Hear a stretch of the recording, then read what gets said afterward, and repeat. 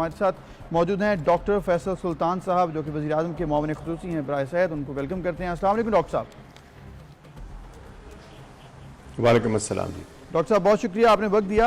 ये MTI act की बात की जा रही है। इस वक्त पिम्स अस्पताल के मुलाजमीन डॉक्टर्स एहतजाज कर रहे हैं और वजह बताई जा रही है कि MTI एक्ट का जो नफाज है उसके खिलाफ ये किया जा रहा है।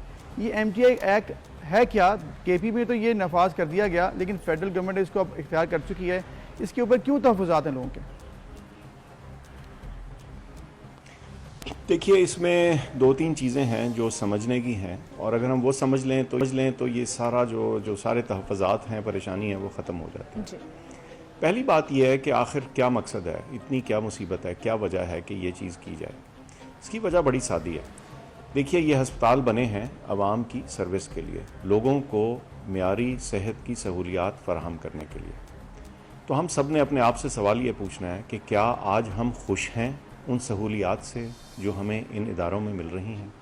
और मैं समझता हूँ कि उसका जवाब ये होगा कि हम खुश नहीं हैं। हम चाहते हैं कि इससे बेहतर सहूलियात हों इन बड़े इदारों में। जैसे आपने फरमाया, ये बहुत अच्छे इदारे हैं, इनके अंदर बहुत काबिल लोग काम कर रहे हैं, इक्विपमेंट भी बहुत अच्छा है, ट्रेनिंग के अंदर लोग शामिल हैं।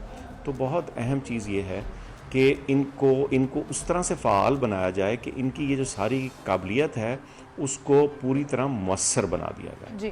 अच्छा, ये मकसद है सिर्फ। अब इसको बनाने के लिए क्या तरीक़ाकार इख्तियार किया गया है? तरीक़ाकार वो इख्तियार किया गया है जो दुनिया भर में, देखिए ये हमने कोई ईजाद नहीं किया, दुनिया भर में अच्छे हस्पतालों को, अच्छे इदारों को रन करने का, मैनेज करने का एक ही तरीका है। एक ऊपर एक गवर्निंग बोर्ड होता है, यानी उस इदारे की निगरानी के लिए एक ग्रुप ऑफ पीपल होता है, चंद लोग होते हैं 5-7 जो गवर्निंग बोर्ड के मेंबर होते हैं। और कोशिश होती है कि वो बोर्ड के ऊपर अपने साथ कुछ काबिलियतें, कुछ एक्सपीरियंस लेके आएँ और वो मुख्तलिफ डोमेन से होता है। कोई फाइनेंस का एक्सपर्ट हो सकता है, हेल्थ केयर का हो सकता है, मैनेजमेंट का हो सकता है, इंफॉर्मेशन सिस्टम्स का हो सकता है, कानून का हो सकता है। अब इस तरह के जब बोर्ड बैठता है तो उनका काम गवर्न करना है। प्लीज़ इसको बड़ा गौर से समझिए। गवर्न करने और मैनेज करने में टोटल फ़र्क है। गवर्न करने का मतलब है निगरानी, मैनेज करने का मतलब है उसके ऊपर खुद से काम करना। तो ये जो निगरान बोर्ड हैं, इनका काम है कि उसकी क्वालिटी, उस इदारे के अंदर जो रिसोर्स देनी है, मैन पावर, पैसा, उनको किस तरह एलोकेट करना है और उसको मॉनिटर कैसे करना है, क्वालिटी को कैसे मॉनिटर करना है, मरीज़ के लिए सेफ्टी मौजूद है कि नहीं, इसको मॉनिटर करना है। ये उनकी जिसे कहते हैं ड्यूटीज़ हैं। बिल्कुल सही। अच्छा, अब जो इससे अगली लेयर है वो जैसे आपने फरमाया, hospital director, medical director, nursing director, finance director, ये लोग एक अच्छे और बेहतरीन तरीके से हायर होंगे गवर्निंग बोर्ड की निगरानी के तहत और इनको अच्छी तनख्वाहें मिलेंगी। इनकी ज़िम्मेदारी होगी कि हस्पताल के अंदर जो सर्विस मिल रही है वो एक मेयार के मुताबिक हो, फाइनेंशियल मैनेजमेंट बेहतर हो, नर्सिंग मैनेजमेंट बेहतर हो। मेडिकल डायरेक्टर का काम है medical quality assurance, hospital director का काम है अस्पताल की जो एडमिनिस्ट्रेटिव स्ट्रक्चर है सारा उसको अच्छी तरह से चलाए, चाहे वो IT हो, चाहे वो मटीरियल्स मैनेजमेंट हो, चाहे वो सफाई का निज़ाम हो। देखिए, एक फ़ाल हस्पताल को चलाने के लिए जो टीम को चलाने का तरीक़ाकार है, हम सिर्फ वो मुतारिफ करा रहे हैं। बिल्कुल सही डॉक्टर साहब। इसमें कहीं से भी किसी के साथ फीस में जी आप बात कंप्लीट कीजिए। मैं ये कह रहा था कि ये एक बिल्कुल मिस रिप्रेजेंटेशन और झूठ बताया जा रहा है कि जी फीस जो है वो लग जाएगी जो आज नहीं लगी हुई, या कोई ऐसी चीज़ हो जाएगी जिसमें गरीब मरीज़ को केयर की रसाई में मुश्किल होगी। ऐसी कोई बात नहीं है। वही तरीक़ाकार जो आज पेशेंट के लिए है वो होगा, लेकिन उसको पेशेंट की सर्विस को बेहतर बनाया जाए। बिल्कुल सही। डॉक्टर साहब, आपने कहा ना टेस्ट मतलब मेडिसिन का जो बात की जा रही है कि गरीब मरीजों को फैसिलिटीज़ नहीं मिलेंगी, ऐसी कोई बात नहीं है।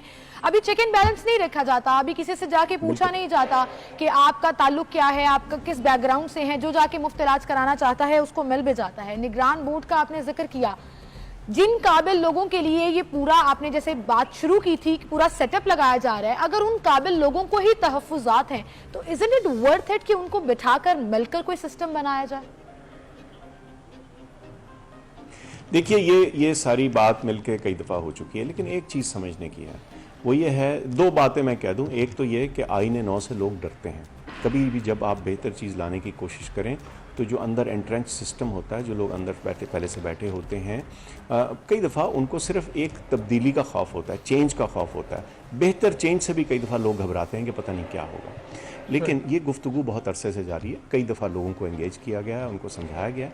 लेकिन देखिए, अगर लोग मुसिर हों कि नहीं यही तरीका चलेगा जिसमें एक मिनिस्ट्री से एक ब्यूरोक्रेट जो है वो ओवरसी करेगा सारे इदारे को, और जिसे कहते हैं उस ओवरसाइट में जिसे कहते हैं वो क्वालिटी और कैपेबिलिटी नहीं होगी जो हम चाहते हैं, तो फिर ये जो चीज़ है, ये हुकूमत जो इलेक्ट हुई है, जिसकी एक जिम्मेदारी है बेहतर सर्विस प्रोवाइड करने की, वो अपने जवाबदेह है उन लोगों को।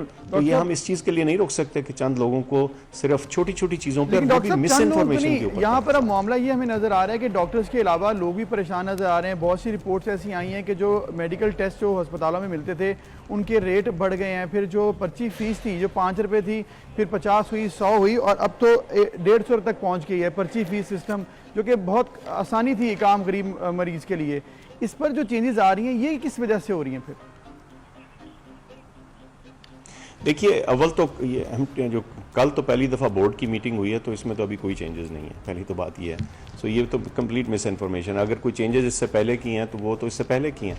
आज हम तो आज की बात कर रहे हैं ना, कल दोपहर को तो पहली बोर्ड मीटिंग हुई है, तो नेचुरली अभी तो कोई चेंजेस आई ही नहीं है। इसीलिए मैं कह रहा हूँ कि इसमें मिस इन्फॉर्मेशन और डिस इन्फॉर्मेशन और झूठ और सच की आमेजिश करके कई दफ़ा फैलाई जाती है, वो ज़्यादा खतरनाक होती है। तो प्लीज़ बहुत रोल है मीडिया का। मेरी आपसे दरख्वास्त होगी कि इन चीज़ों को क्लियरली बताएं कि किसी ने ना कोई फीस बढ़ाई है, ना कोई टेस्टों के पैसे लिए। जी डॉक्टर साहब, that is the very reason कि हम आपसे फर्स्ट हैंड इन्फॉर्मेशन ले रहे हैं कि असल में गवर्नमेंट करना क्या जा रही है और गवर्नमेंट का नैरेटिव क्या है एमटीआई एक्ट को लेकर। ऐसा क्या हुआ कि तहरीक इंसाफ इसके अगेंस्ट थी? And I know you are not a politician but you are part of policy making now.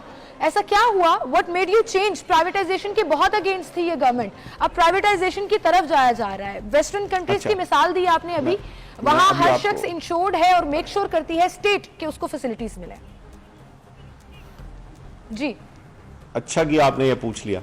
एक तो ये कि पीटीआई की गवर्नमेंट, पाकिस्तान तहरीक इंसाफ, कभी भी एमटीआई के खिलाफ इसलिए नहीं थी कि एमटीआई तो आया ही पीटीआई की हुकूमत के दौरान, तो इस हुकूमत से पहले या पीटीआई की केपीके में हुकूमत से पहले तो एमटीआई थे नहीं। जी, पंजाब में डॉक्टर यास्मीन राशिद प्रोटेस्ट, लेकिन आपने प्राइवेटाइजेशन का लफ्ज इस्तेमाल किया, मैं उसको जरा वजाहत करना चाहता हूँ। प्राइवेटाइजेशन होती है निजकारी। निजकारी का मतलब है कि आपने एक सरकारी इदारा लिया और उसको निजी बना दिया। निजी बनाने का मतलब है कि बस फिर वो आपने किसी को दे दिया या उन्होंने खरीदा या जो भी किया, उसको उस तरीके प्राइवेट तरीके से उसको चलाया, उसमें से फीस ली, उसमें से मुनाफा कमाया। That is privatisation. अच्छा, हम तो प्राइवेटाइजेशन की बात ही नहीं कर रहे। ठीक, ये इदारे प्राइवेटाइज नहीं होने जा रहे, इसको अंडरलाइन भी कर लें और बोल्ड भी कर दें। मैं दोबारा से बोलता हूँ, एमटीआई निजकारी नहीं है। एमटीआई सिर्फ सरकारी इदारों की बेहतर मैनेजमेंट है। जो गरीब मरीज जिसको जो फैसिलिटी मिल रही है वो उसी तरह से मिलती रहेगी। मैनेजमेंट को प्राइवेटाइज किया जा रहा है, उसका बेहतर होगा। मैनेजमेंट को प्राइवेटाइज किया जा रहा है, ये ठीक है, यार बेहतर होगा। बिल्कुल जी, मैनेजमेंट को इम्प्रूव किया जा रहा है। ठीक है डॉक्टर साहब, इसके अलावा जब मैनेजमेंट की आप बात कर रहे हैं तो इसमें डॉक्टर्स भी शामिल हैं। ये भी कहा गया इसमें कि जो मुलाजमीन एमटीआई को ज्वाइन करेंगे उन पर एमटीआई के कवानीन लागू होंगे, बाकी सिविल सर्वेंट्स रह सकते हैं। ये कैसे होगा? और फिर जो सिविल सर्वेंट रहेंगे उनका क्या फ्यूचर है? सही है जी। अच्छा देखिए, हम चाहते थे कि इसमें कोई ज़बरदस्ती ना हो।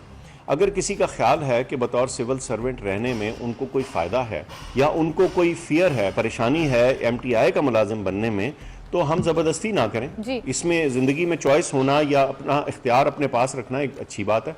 तो जो सिविल सर्वेंट रहना चाहता है वो रहे, उसकी प्रमोशन, उसकी पे, उसके जो बाकी पर्क्स हैं वो बिल्कुल वैसे रहेंगे जैसे हैं। आपकी मर्जी है। अगर आप ऑप्ट करना चाहें, आप फैसला करना चाहें भाई मैं सिविल सर्वेंट ही रहना चाहता हूं, वो चलता रहेगा। ये आपकी जो लोग एमटीआई के लिए ऑप्ट करेंगे फिर वो एमटीआई के कानून के तहत गवर्न होंगे।